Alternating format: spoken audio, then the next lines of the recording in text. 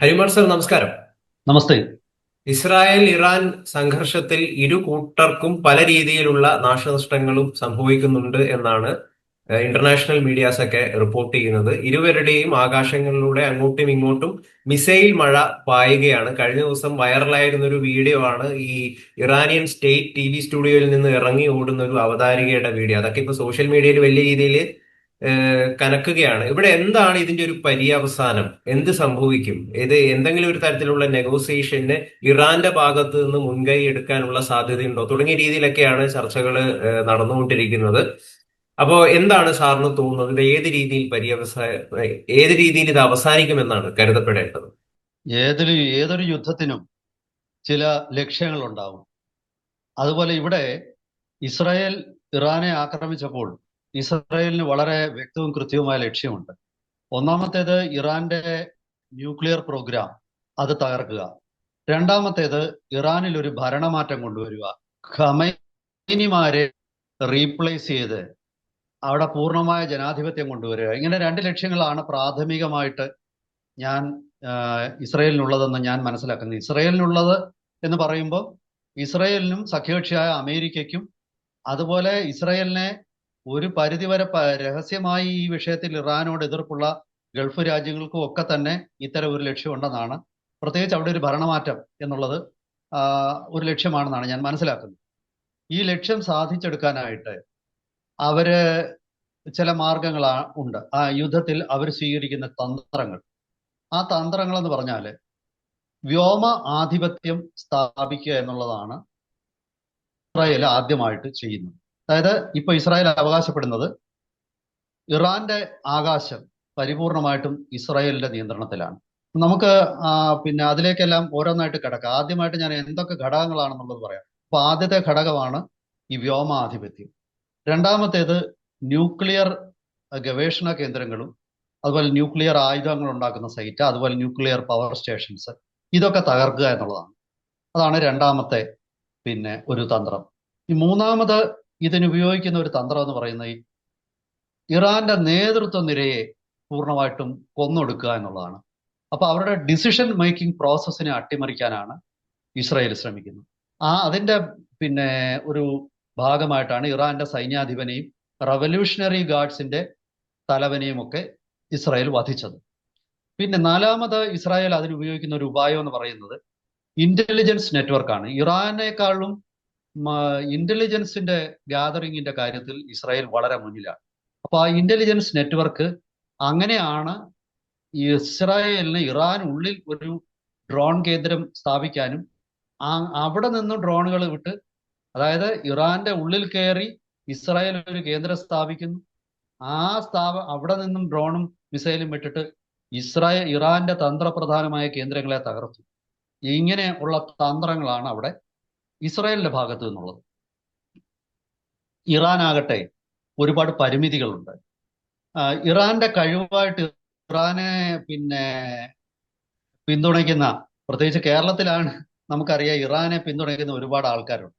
അപ്പൊ അവര് പറയുന്നത് ഇറാന്റെ ഈ നിരവധി യുദ്ധങ്ങൾ ചെയ്ത് ഉള്ള തഴക്കവും പഴക്കവും, അതായത് ഇറാൻ ഇറാഖ് യുദ്ധം തൊട്ട് 10 കൊല്ലമൊക്കെ വരെ നീണ്ടു നിൽക്കുന്ന യുദ്ധം പുഷ്പം പോലെ നടത്താൻ കഴിവുള്ള രാജ്യമാണ് ഇറാൻ എന്നാണ് അവരവകാശപ്പെടുന്നത്. അതിൽ കുറച്ചൊക്കെ വാസ്തവമുണ്ട് താനും. പിന്നെ ഇറാന്റെ ഒരു പ്രത്യേകത, ഇറാൻ സ്വന്തമായിട്ട് ആയുധം നിർമ്മിക്കുന്ന രാജ്യമാണ്. പാകിസ്ഥാന് പോലും ആ ഒരു കഴിവ് അവകാശപ്പെടാനുണ്ട്. മുസ്ലിം രാജ്യങ്ങളിൽ സ്വന്തമായിട്ട് ആയുധം, അതായത് ഇറാന്റെ മിസൈലുകൾ മുഴുവൻ ഇറാൻ തന്നെ നിർമ്മിക്കുന്നതാണ്. ഇറാന്റെ ഡ്രോണുകൾ മുഴുവൻ ഇറാൻ തന്നെ നിർമ്മിക്കുന്ന, അമ്മ്യൂണിഷൻ ഇറാൻ നിർമ്മിക്കുന്നുണ്ട്. ഇറാന് സാമ്പത്തിക ശക്തിയുണ്ട്, എണ്ണ കയറ്റുമതിക്കാരൻ. പിന്നെ ഇറാൻ മറ്റൊരു തന്ത്രം ഇനി പ്രയോഗിക്കാൻ പോകുന്നത്, ഈ ലോകത്തിലെ എണ്ണ വ്യാപാരത്തിന്റെ ഏതാണ്ട് 25% നടക്കുന്നത് ഈ ഇറാന്റെയും ഇറാനാണ് ഒരു ഭാഗത്ത്, മറുഭാഗത്ത് ഗൾഫും സ്ഥിതി ചെയ്യുന്ന ഹോർമൂസ് ഉൾക്കടലിലൂടെയുള്ള ചരക്ക് ഗതാഗത നീക്കം തടഞ്ഞുകൊണ്ട് ഇറാൻ ഇതിന് തിരിച്ചടിക്കുമെന്നാണ് പ്രതീക്ഷിക്കുന്നത്. അപ്പം ഇതൊക്കെയാണ് ഇറാന്റെ കയ്യിലുള്ള ഒരു ശക്തി. ഇറാനെ പരോക്ഷമായി സഹായിക്കുന്നത് ചൈനയും റഷ്യയും. പിന്നെ ഇവിടെയും ഇല്ല എന്നുള്ള രീതിയിൽ ഇറാനെ കാണുമ്പോൾ ഞാൻ നിന്റെ സുഹൃത്താണെന്ന് പറയും, അമേരിക്കയെ കാണുമ്പോൾ ഞാൻ അങ്ങയുടെ വിശ്വസനായ സേവകനാണെന്ന് പറയും. അങ്ങനെയുള്ള പാകിസ്ഥാൻ, ഇതാണ് അതിന്റെ ഒരു ചുറ്റുവട്ടം. അപ്പം നമുക്കിത് ഓരോന്നായിട്ട് പരിശോധിക്കാം. അപ്പം നമുക്ക് മനസ്സിലാവും എന്നോടൊരു ചോദ്യം ഗൗതം ചോദിച്ചു, ഈ യുദ്ധത്തിന്റെ പരിണത ഫലം എന്തായിരിക്കും? അതിലേക്ക് ഞാൻ വരാം. അപ്പോ ഇറാൻ, ഞാൻ ആദ്യമേ പറഞ്ഞു, പിന്നെ ഇറാന്റെ ന്യൂക്ലിയർ ശേഷി, ന്യൂക്ലിയർ വെപ്പണ് ഉണ്ടാക്കാനുള്ള ശേഷി നശിപ്പിക്കുക എന്നുള്ളതാണ് ഇസ്രായേലിന്റെ ലക്ഷ്യം. അങ്ങനെ നശിപ്പിക്കണമെങ്കിൽ പ്രധാനപ്പെട്ട രണ്ട് കേന്ദ്രങ്ങളാണ് ഈ ന്യൂക്ലിയർ ആയുധങ്ങൾ നിർമ്മിക്കുകയും സൂക്ഷിക്കുകയും അതുപോലെ ഗവേഷണം നടക്കുകയും ഒക്കെ ചെയ്യുന്നത്. അതൊന്ന് ഫൊർദോ, FORDO, ഫൊർദോ എന്ന് പറയുന്ന ഒരു സ്ഥലമുണ്ട്, ഒരു കേന്ദ്രമുണ്ട്. അതുപോലെ നടാൻസ് എന്ന് പറയുന്ന ഒരു ഫെസിലിറ്റി ഉണ്ട്. ഈ നടാൻസ് എന്ന് പറയുന്ന ഫെസിലിറ്റി ഈ കഴിഞ്ഞ ഒരു 2 മണിക്കൂറിന് മുമ്പ് അവിടെ വലിയ സ്ഫോടനങ്ങളൊക്കെ നടക്കുന്നതായിട്ട് CNN പോലുള്ള അന്താരാഷ്ട്ര മാധ്യമങ്ങൾ റിപ്പോർട്ട് ചെയ്തിട്ടുണ്ട്. അപ്പോൾ നടാൻസ് ഇസ്രായേൽ ആക്രമിച്ചു എന്ന് തന്നെ നമുക്ക് ഊഹിക്കാം. ഇവിടെ ഒരു പരിമിതി ഇസ്രായേലിനുള്ളതായിട്ട് ഞാൻ കാണുന്നു. അതായത് ഈ നടാൻസും ഫൊർദോവും ഒക്കെ ഭൂമിക്ക് ഒരു 60 മീറ്റർ എങ്കിലും താഴെയാണ്. 60 അല്ല, അതിലധികം താഴെയാണ്. പക്ഷേ ഇതൊക്കെ തന്നെ അത്രയും കട്ടിയുള്ള കോൺക്രീറ്റ് ബങ്കറുകൾ ഉള്ളിലാണ് ഇത് സ്ഥിതി ചെയ്യുന്നത്. ഇത്തരം ബങ്കറുകളെ നശിപ്പിക്കണമെങ്കിൽ അതിന് ഈ അമേരിക്കയുടെ കൈവശമുള്ള GBU 57 എന്ന് പറയുന്ന ബോംബുകൾ ആവശ്യം. ഈ ന്യൂക്ലിയർ ആയുധം കഴിഞ്ഞാൽ ലോകത്തിലെ ഏറ്റവും ശക്തമായ ഒരു ആയുധമാണ് GBU ബോംബാണ് GBU 57. ആ GBU 57ന്റെ ഭാരം എന്ന് പറയുന്നത് ഏതാണ്ട് 14 ടൺ വരും. അതായത് 14,000 കിലോയ്ക്ക് മുകളിൽ വരും. ഈ ബോംബുകൾ വഹിച്ചുകൊണ്ട് പോകാൻ ശേഷി B2 സ്പിരിറ്റ് എന്ന് പറയുന്ന അമേരിക്കയുടെ ബോംബറുകൾക്ക് മാത്രമേ. പക്ഷേ പിന്നെ ഇസ്രായേലിന്റെ കൈവശം B2 സ്പിരിറ്റ് ബോംബർ ഇല്ല. ഇസ്രായേല് ബോംബിങ്ങിന് ഉപയോഗിക്കുന്നത് F-15 വിമാനങ്ങളാണ്. അതിൽ ഘടിപ്പിച്ചിട്ടുള്ള ബോംബുകൾ എന്ന് പറയുന്നത് GBU 28. ആദ്യം ഞാൻ പറഞ്ഞ GBU 57 ആണ്. GBU 28 ബങ്കർ ബസ്റ്റർ ബോംബുകളാണ്. ഇത് ഏതാണ്ട് ഒരു 3000 കിലോ ഒക്കെ വരുന്ന തൂക്കം വരുന്ന പിന്നെ ബോംബുകളാണ്. 2000-നും 3000-നും ഇടയ്ക്കാണ് അതിന്റെ തൂക്കം. ഇതിന് ഒരു 30 മീറ്ററിൽ താഴെയുള്ള ബങ്കറുകൾ നശിപ്പിക്കാനേ ശേഷിയുള്ളൂ എന്നാണ് ഞാൻ മനസ്സിലാക്കുന്നത്. അപ്പൊ അമേരിക്ക ഈ യുദ്ധത്തിൽ സജീവമായി നേരിട്ട് പങ്കെടുക്കാതെ ഇത്തരം ന്യൂക്ലിയർ കേന്ദ്രങ്ങൾ പൂർണ്ണമായിട്ട് തകർക്കാൻ പറ്റുമോ എന്നുള്ള കാര്യത്തിൽ എനിക്ക് സംശയമുണ്ട്. അപ്പൊ അതാണ് ഒരു പരിണത ഫലം. രണ്ടാമത് ഉള്ള ഒരു പരിണത ഫലം എന്ന് പറയുന്നത്, നമ്മൾ എയർ സുപ്പീരിയോറിറ്റിയെ കുറിച്ച് പറഞ്ഞു. അത് പൂർണ്ണമായിട്ടും ഇസ്രായേൽ നേടിയിട്ടുണ്ട്, അത് സംശയമൊന്നുമില്ല. നിങ്ങൾക്കറിയാം, ഇറാന്റെ ഒരു വിമാനം പോലും ഇസ്രായേലിന്റെ മുകളിൽ കൂടെ പറക്കുന്നതായിട്ട് നമ്മളാരും ഒരു വാർത്തകളിലും വായിച്ചിട്ടില്ല. ഇറാൻ അതിനുള്ള ശേഷിയില്ല.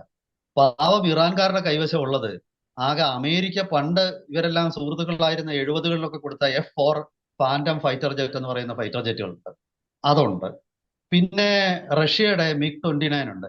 ഈ MiG-29 ഇപ്പൊ ഇന്ത്യ പോലും റീപ്ലേസ് ചെയ്തുകൊണ്ടിരിക്കുകയാണ്. ഇന്ത്യയുടെ കൈവശവും MiG-29 ഉണ്ട്. താരതമ്യേന പുതിയ വിമാനമാണത്. പക്ഷേ എന്നിട്ട് പോലും ഇന്ത്യ പോലും അത് റീപ്ലേസ് ചെയ്യുകയാണ്.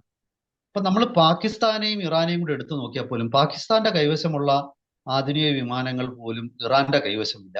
അപ്പൊ അതുകൊണ്ടാണ് തോന്നിയ പോലെ ഇസ്രായേലിന്റെ വിമാനങ്ങൾ ഇറാന്റെ മുകളിലൂടെ പറന്നു നടന്ന് അവർക്ക് സൗകര്യമുള്ള സ്ഥലത്തൊക്കെ ബോംബിടുന്നു.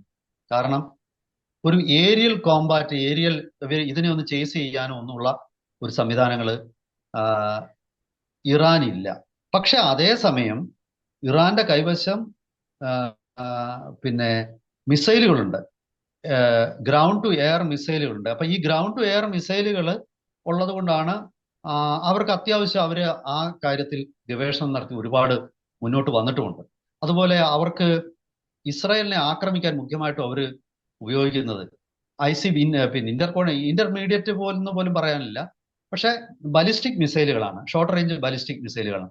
ഏതാണ്ട് ഒരു 2000 കിലോമീറ്റർ വരെ റേഞ്ചുള്ള അത്തരം മിസൈലുകൾ ഇറാന്റെ കൈവശമുണ്ട്. അപ്പൊ ആ മിസൈലാണ് ഇറാൻ ഉപയോഗിക്കുന്നത്. ആ മിസൈലും പിന്നെ ഡ്രോണുകളുടെ കാര്യത്തിൽ ഇറാന് അത്യാവശ്യം ഒരു ആധുനിക ശക്തി ആണെന്ന് തന്നെ പറയേണ്ടത്.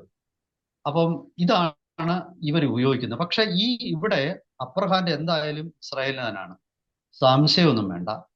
പിന്നെ ഈ ലീഡർഷിപ്പിനെ നശിപ്പിച്ചു കളഞ്ഞു. അതാണ് ഈ ഇസ്രായേലിന്റെ ഒരു ഇന്റലിജൻസ് മേൽക്കൈ എന്ന് പറയുന്നത്. ഞാൻ ആദ്യമേ പറഞ്ഞ പോലെ ഇസ്രായേലിന്റെ ആർമി ചീഫിനെ കൊന്നു, അതിന്റെ തൊട്ടു പുറകെ തന്നെ ഇസ്രായേലിന്റെ റവല്യൂഷണറി ഗാർഡ്സിന്റെ പിന്നെ തലവനെ കൊന്നു.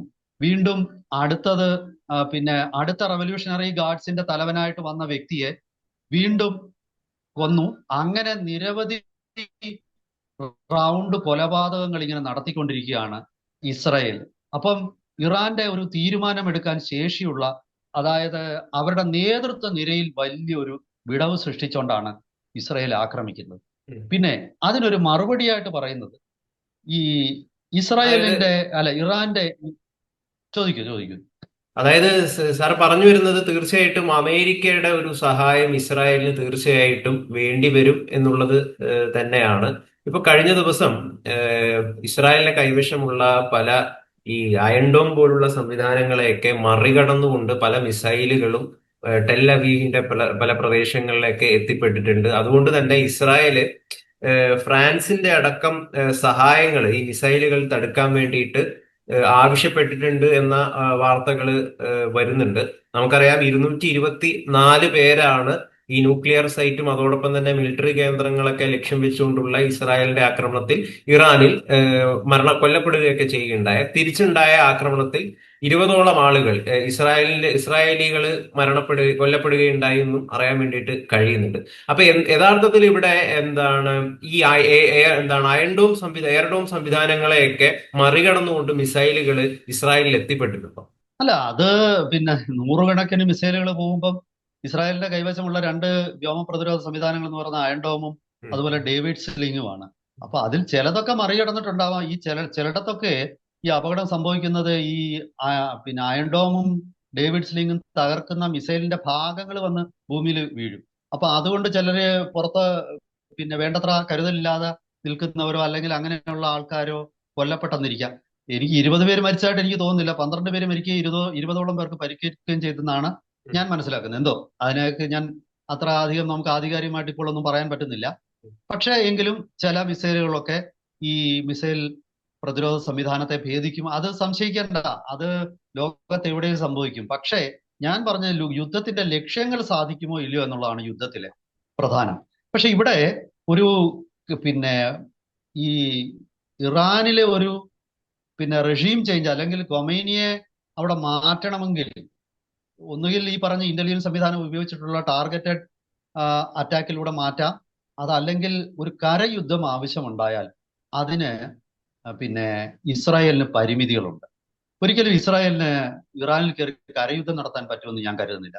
അപ്പൊ അതാണ് അവരുടെ ഒരു പരിമിതിയായിട്ട് ഞാൻ കാണുന്നത്. പക്ഷെ വ്യോമയുദ്ധത്തിൽ ഇസ്രായേലിനെ വെല്ലാൻ ഇറാന് കഴിയില്ല. അതുപോലെ ഈ ഇസ്രായേലിൽ ഈ പറയുന്ന രീതിയിലുള്ള വലിയ ഒരു ആക്രമണം നടത്തി ഇസ്രായേലിലെ ഇൻഫ്രാസ്ട്രക്ചറോ അല്ലെങ്കിൽ ജനങ്ങളെയൊക്കെ വലിയ തോതിൽ കൊല്ലാനൊന്നും ഇറാന് കഴിയും എന്ന് എനിക്ക് തോന്നുന്നില്ല. അപ്പോൾ ചുരുക്കി പറഞ്ഞാൽ എനിക്ക് തോന്നുന്നു നമ്മുടെ സമയം അവസാനിക്കാറായി തോന്നുന്നു. അങ്ങനെ ആണെങ്കിൽ ഞാൻ പറയുന്നത് എന്താണ് ഇതിന്റെ ഒരു പര്യവസാനം? അതാണ് ഒരു ലക്ഷ്യം. ഇറാനെ പരമാവധി സമ്മർദ്ദത്തിലേക്ക് കൊണ്ടുവന്ന അവരെ വീണ്ടും അമേരിക്കയുടെ പിന്നെ എന്താണ് അമേരിക്കയുടെ നിർബന്ധം അല്ലെ അമേരിക്ക പറയുന്ന രീതിയിലുള്ള ഒരു ഒപ്പിടിക്കുക എന്നുള്ളതാണ്. അതിനു വേണ്ടിയാണ് അവർ ശ്രമിക്കുന്നത്.